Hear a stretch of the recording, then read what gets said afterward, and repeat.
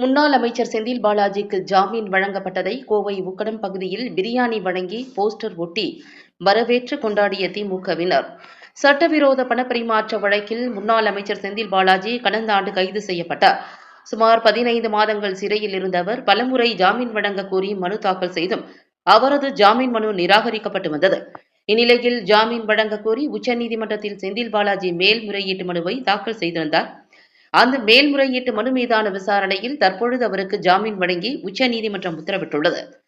முன்னாள் அமைச்சர் செந்தில் பாலாஜிக்கு ஜாமீன் வழங்கப்பட்டதை திமுகவினர் பலரும் பல்வேறு இடங்களில் கொண்டாடி வருகின்றனர்.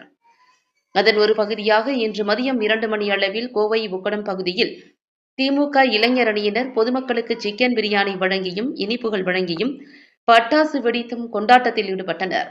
மேலும் கோவையில் ரயில் நிலையம் உட்பட பல்வேறு இடங்களில் பூட்டிய இரும்பு கூட்டின் கதவு திறந்தது. சிறுத்தையே வெளியே வா,